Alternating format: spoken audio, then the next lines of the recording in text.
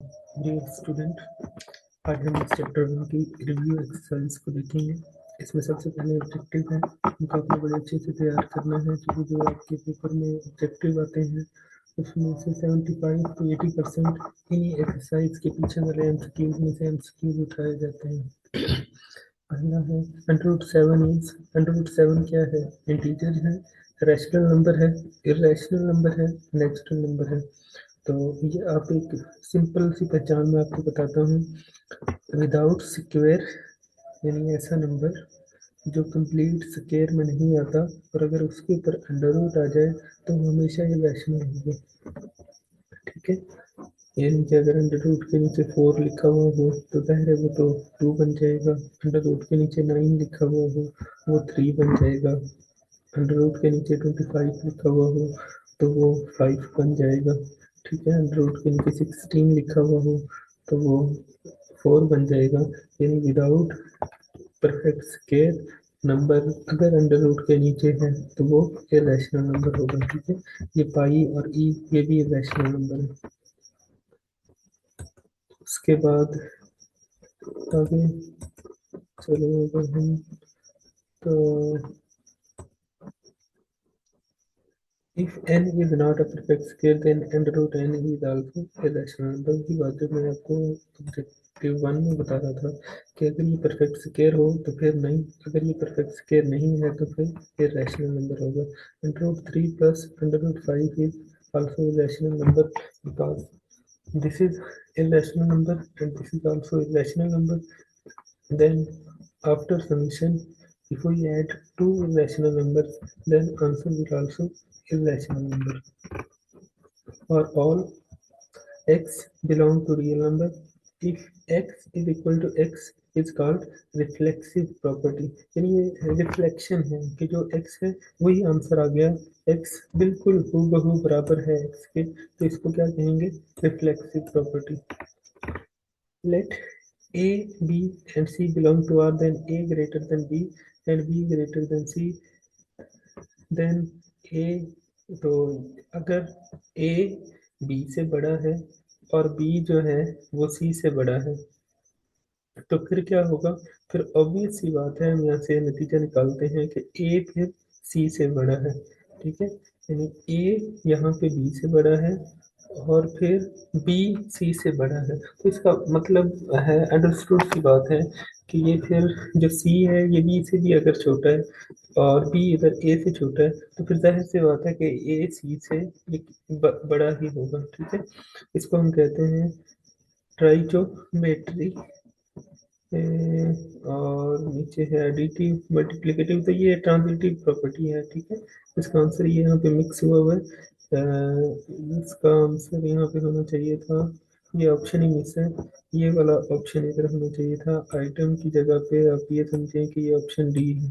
ठीक है, ये ऑप्शन डी है और डी के आगे ट्रांजिटिव प्रॉपर्टी है, यानी कि ये यहाँ पे इसको देखें, 2 की power x multiply by 8, 8 power x is equal to 64, then x इसके बराबर होगा। तो इसको थोड़ा सा आप देखें जरा, मैं यहाँ पे करता हूँ, ये यहाँ पे हुआ है, आप इसको थोड़ा सा देखें।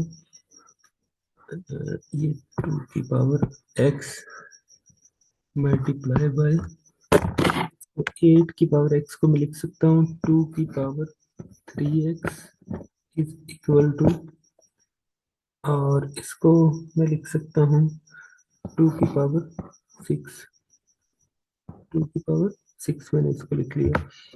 अब देखें जरा, मैं इन ये दोनों आपस में मल्टीप्लाई हो रहे हैं, मैं इन दोनों को मल्टीप्लाई करूंगा तो ये आ जाएगा मेरे पास 4, और मल्टीप्लाई में पावर्स क्या होती है? ऐड, तो ये ऊपर आ जाएगा मेरे पास 4x is equal to 2 raise power 6। Okay, okay, इसको हम जो है ना 2 की पावर में नहीं लिखेंगे,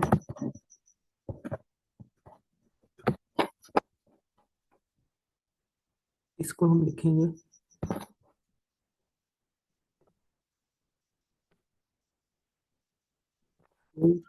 पावर 3।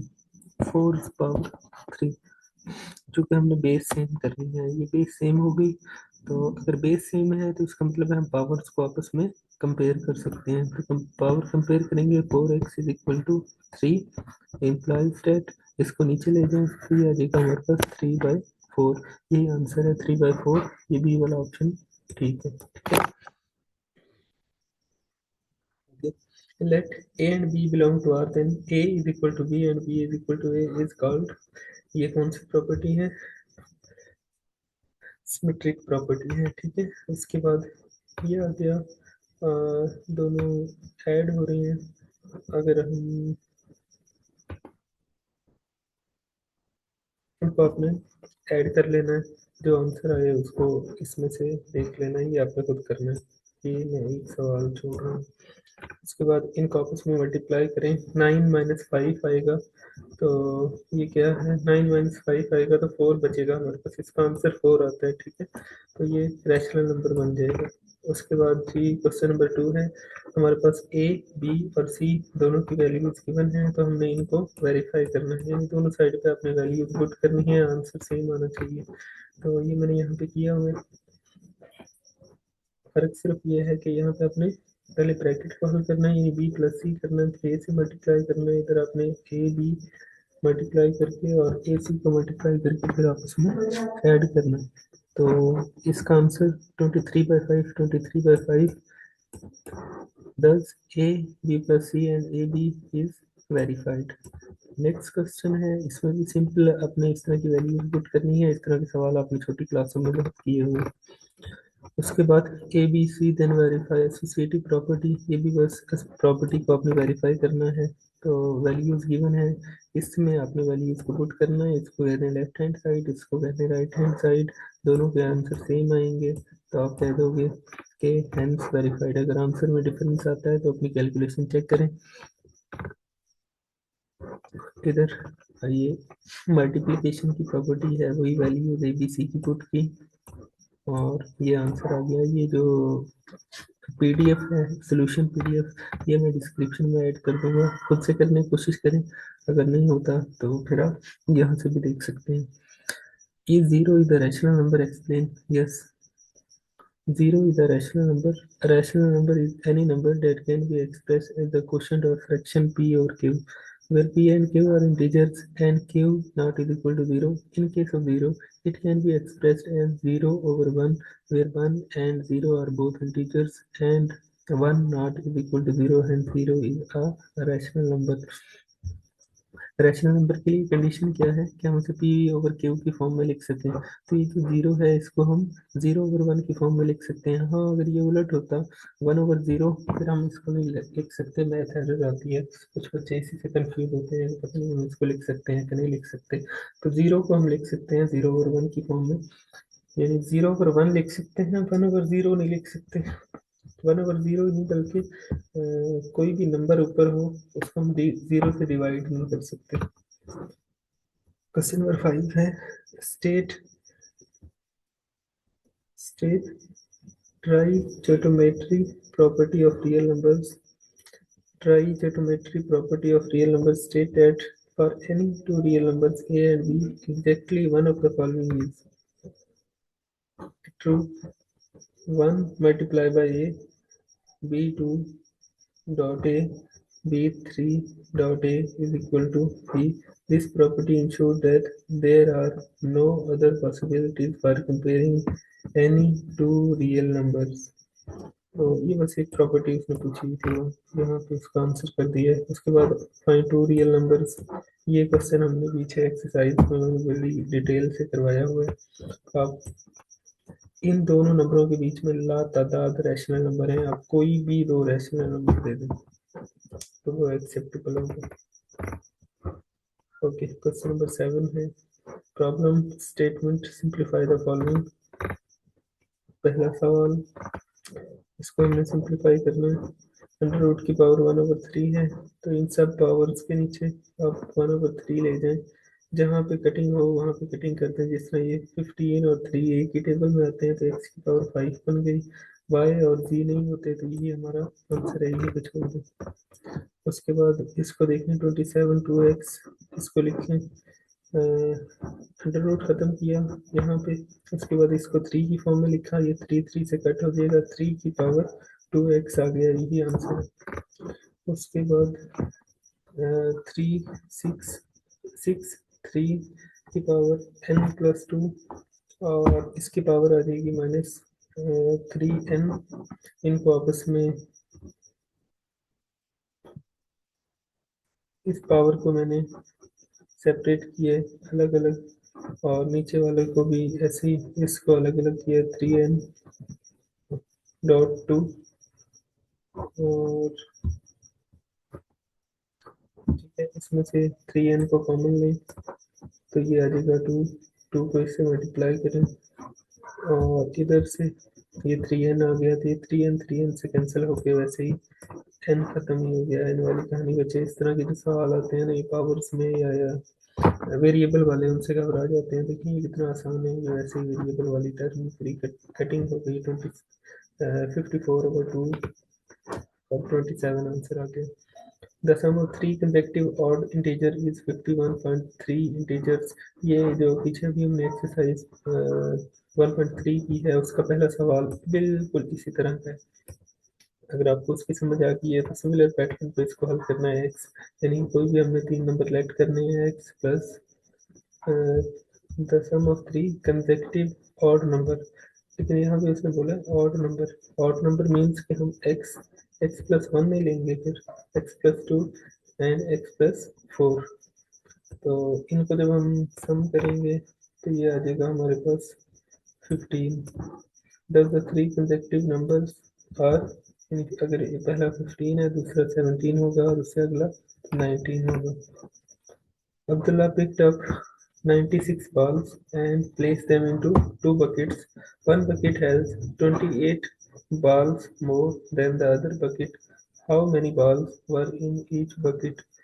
वो कह रहे हैं कि इसने टोटल कितनी बॉल पिक की हैं, 96, and place them into two buckets. One bucket has 28 more balls than the other bucket। एक बकेट में बॉल्स जो हैं वो 28 ज़्यादा हैं।